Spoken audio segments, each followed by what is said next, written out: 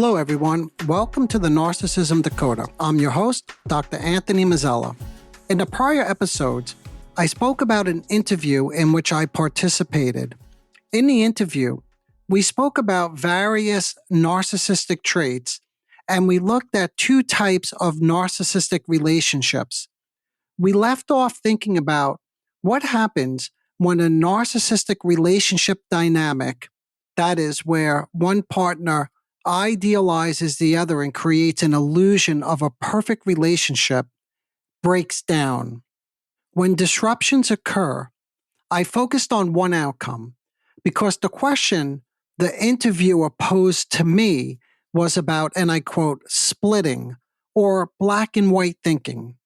This splitting causes an abrupt and intense shift from idealization to devaluation, or a mindset of you are either with me or you're against me, both of which result in emotional volatility and conflict.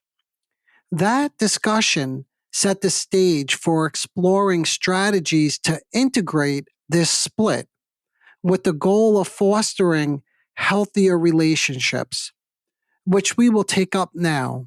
So let's get right into it. But unlike the past two episodes where I detailed our discussions from the interview, this time I want to bring you right into the interview. I'll play the actual section where we talked about how to work with someone who is experiencing this all or nothing thinking.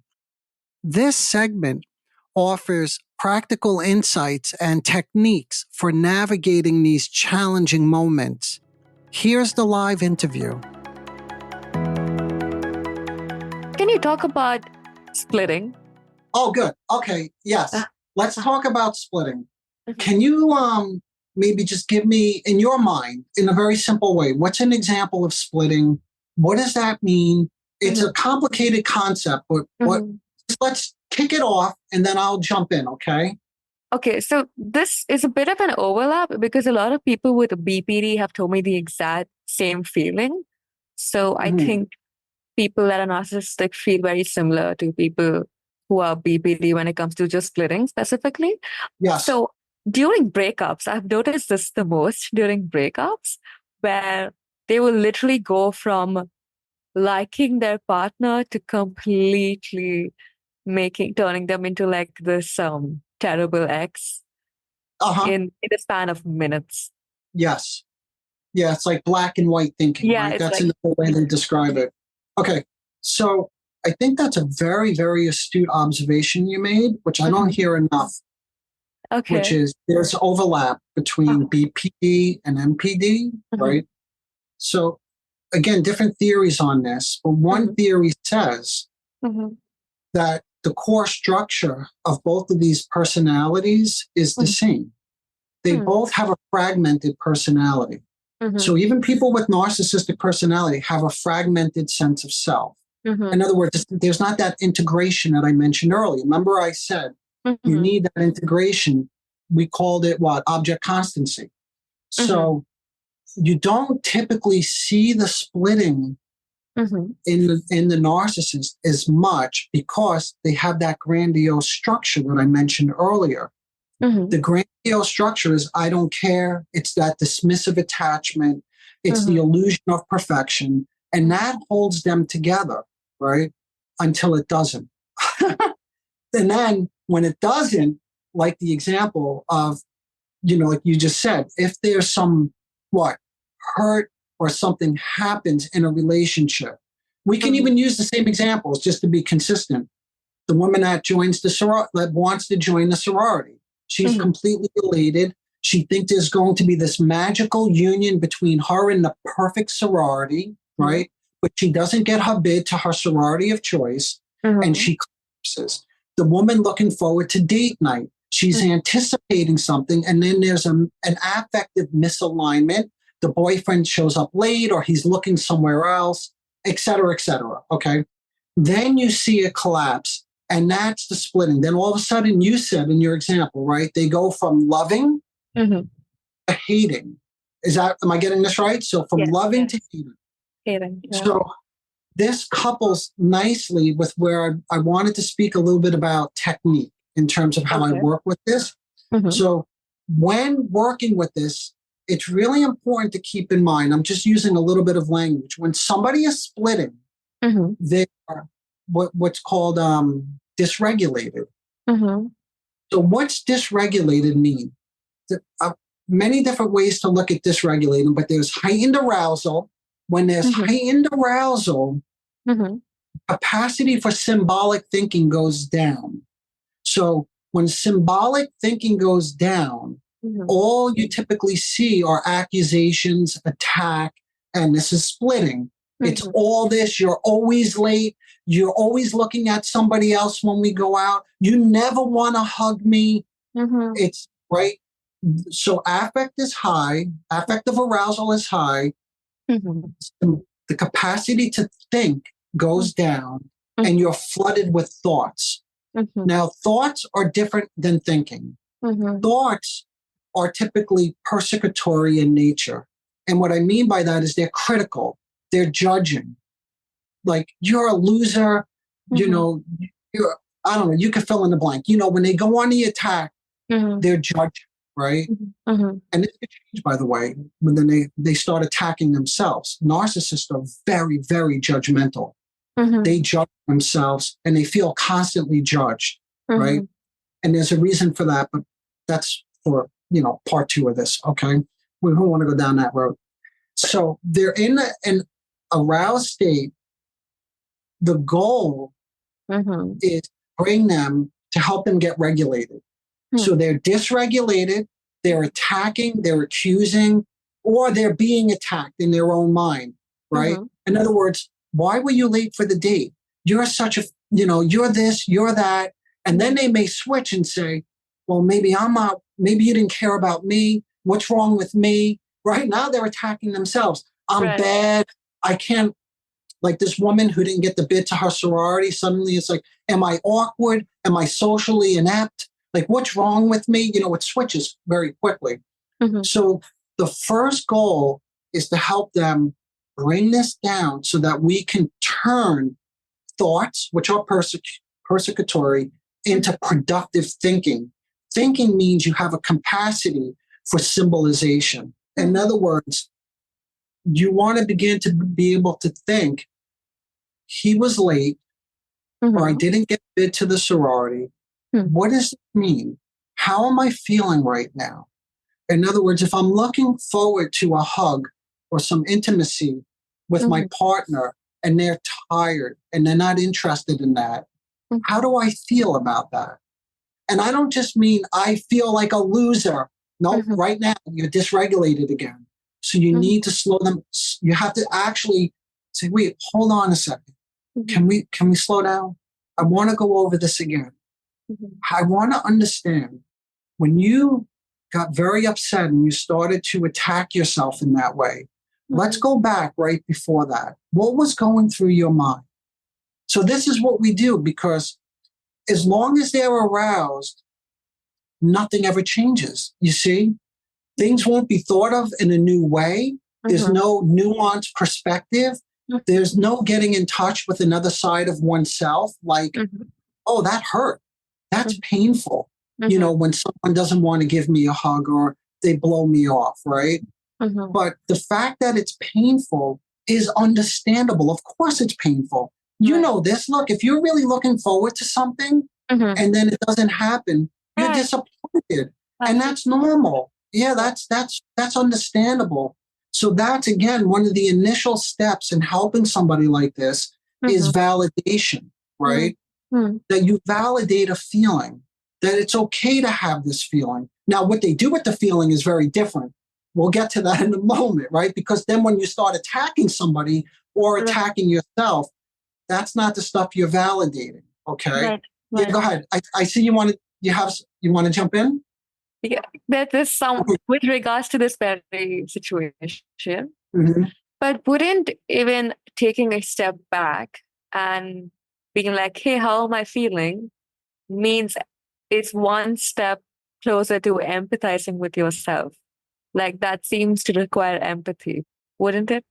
that's, I think, a little bit later. We're not there yet. That's a very sophisticated, like you have to have a capacity to empathize with somebody or with oneself, and that will happen. But right now, I would just say it's sort of like exercising a muscle that you don't typically exercise, which is like self-reflection, thinking, slowing down and thinking and checking in with yourself. So it's not even empathy yet. Later, we'll get to that, okay? Right now, it's just let me slow down. Let me not spiral. Let me not punish myself or somebody else. And let me just reflect on how I'm feeling. And why is it such a problem to feel disappointed? And then when we validate that, almost always, and I look, this is going to be very hard to believe, and your listeners may be like, but when someone feels validated, immediately they become more regulated. And there's research that demonstrates this as well. And once you become more regulated, now you can start to talk to somebody and say, so what was going on inside of you when he did or she did this, right? Yeah. So now we're in a more reflective state of mind. Okay. In that state of, let's say, anger, especially, what do you have like any suggestion or any tool as to like how you can tap into being self-aware? Of course, like you spoke about taking a step back and asking yourself that question, but then how do you suggest, like, do you push yourself to take a step back in that moment? Do you have any tips or have you seen anything?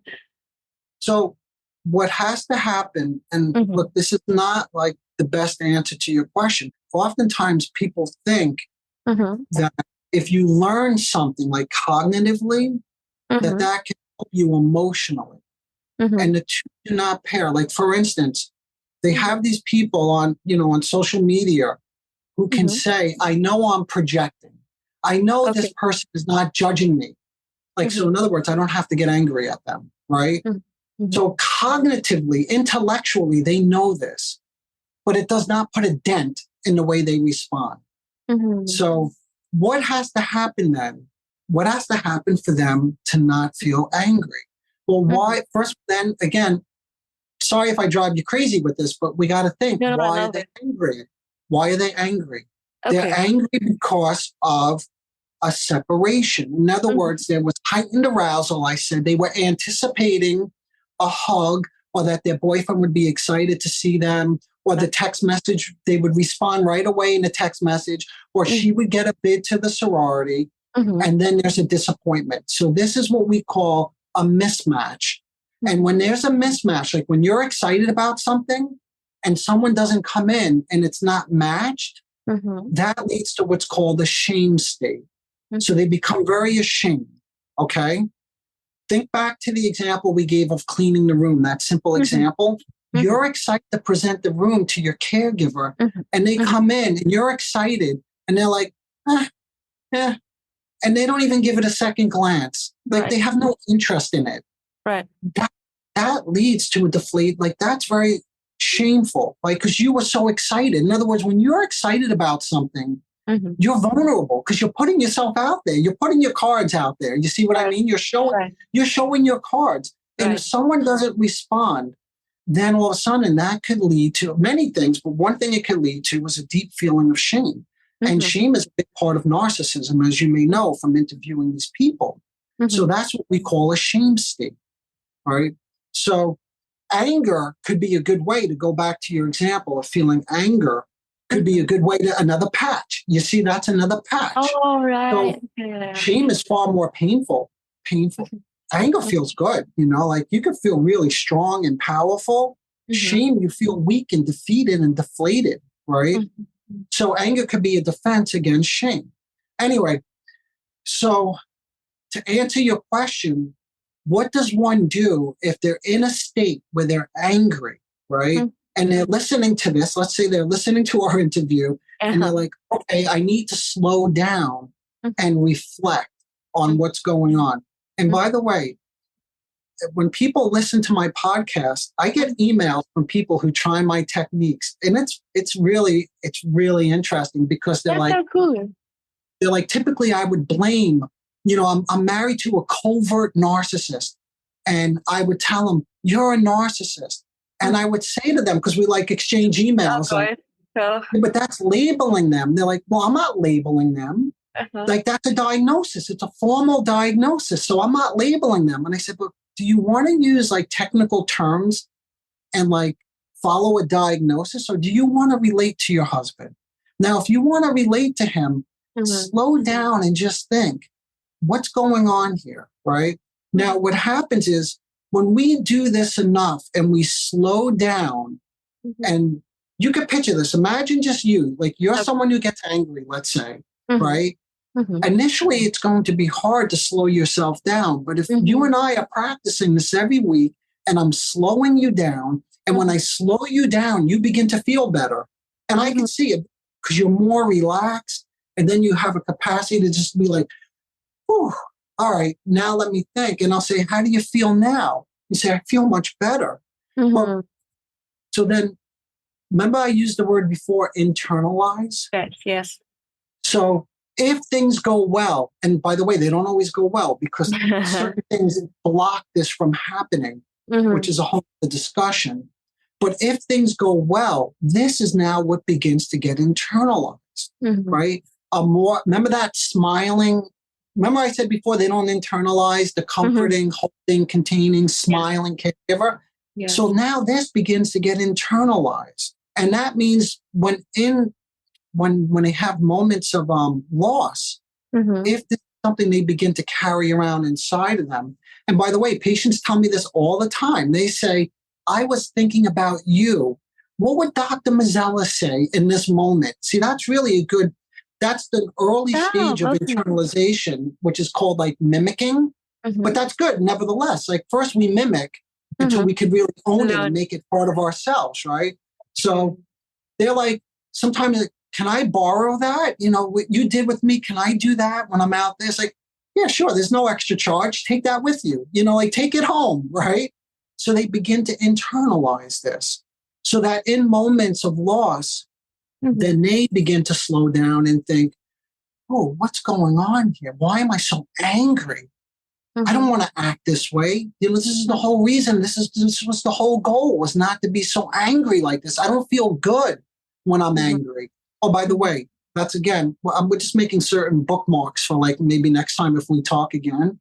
Some people do feel good. Some people do feel good when they're angry, but not everybody does, you know? And that's really another way the narcissist gets a really poor, bad rap, you know, like as if they have no capacity at all for empathy or putting themselves in somebody else's shoes. And that's just simply not true. Some of them are conflicted about the way they behave. But with that loss that comes up and that they don't have anything to fall back on, you know, until they start to internalize something else, it's like they have nothing else. That's why giving them these tools is so incredibly valuable in terms of the process towards change, if that makes sense. That makes total sense. Okay, good. Sure. So, Ashley, this could be mixed up, but I think I can divide this part into 3 questions, so that will make it simpler. I want to speak about the empathy aspect. I do want to speak about, because technically this is a step towards change, right? Yes. Right. So one question that I want to ask is it possible, okay, like for example, how you said about them thinking, oh, what would Dr. Anthony say in this moment, right? So what if the narcissist partner tries to push them in that space? Would that work, or would that just make it worse? If they try to push them into which space, a more introspective space. Yeah. It depends on how they do it, you see? Remember the words. Remember, I'm very specific. So I'm sorry if I drive you crazy with this. No, I love it. Right? Because if they say to their partner, why don't you slow down and think about what you're doing and the impact it has on me? That's not going to work. Yeah. So it depends on how they do it. If they do it in a way like I do it, which is, hold on, slow down, wait, can we go back? I want to go over this again because I really want to understand. You seem pretty upset with me right now. What happened? What's leading you to get so upset with me? See, that's different. right? Because then Right. you're validating, you're not invalidating, you're validating, saying, look, I understand you're upset. And let's think about this together. Let's Mhm. talk about it. Mhm. So it Oh, depends on how they do it. That's the answer to the question. okay, that's brilliant. So, if in that sense, could a person in a narcissistic relationship make it work? Which person? A codependent, calmer Wait, wait, partner. wait, hold on. Uh-huh. Codependency. Remember what we said earlier? There are different Mhm. types of narcissistic relationships. Mhm. The codependents, they're in that blissful union. Remember? Mhm. Mhm. So that relationship is working if they're Uh, both in that bubble. You see. mhm. But if you're asking me if they're not in the narcissistic blissful bubble of everything is like so magical and wonderful, and we're like the power couple, right? Mhm. Mhm. The partner can have an incredible influence on their narcissistic partner. Okay. Oh, okay. If, but if Mhm. you try to help somebody Mhm. now, but let me give one caveat to this. Okay.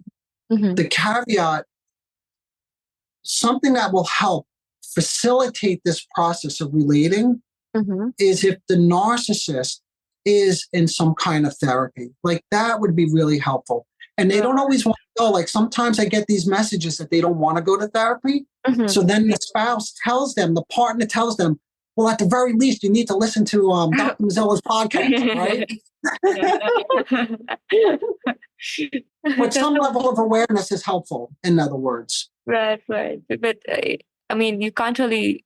Can you push your partner into being self-aware beyond a point? I mean, No, the best you could do, I think, is validating. And once you validate them, you get them from a dysregulated to a more regulated state of mind. mhm. They will become more self. Maybe you could call me Pollyannish. I'm a little overly optimistic, but I think when No, given the opportunity, when given the opportunity, and when we're in a more of a reflective, regulated state, mhm. I think, of course, many of us Mhm. have some capacity. I'm not saying it's fantastic, okay, Mhm. but we have some capacity to think. Mhm. When we're regulated, remember, like really think through something. Absolutely, yeah. Brilliant. Okay, I hope you found that interview segment as insightful as I did.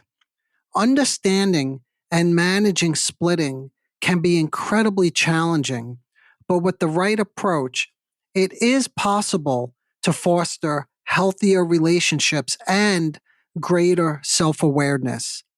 You may have noticed I tried to emphasize that direct confrontation or labeling often leads to further conflict and resistance. Instead, partners should use validation and calm, reflective communication to help your partner. And for those mental health providers who are tuning in, your patients, slow down and consider their actions. Thank you for joining me today. As always, if you have any questions or you want to share your thoughts on this topic, feel free to reach out. Okay, until next time, bye for now.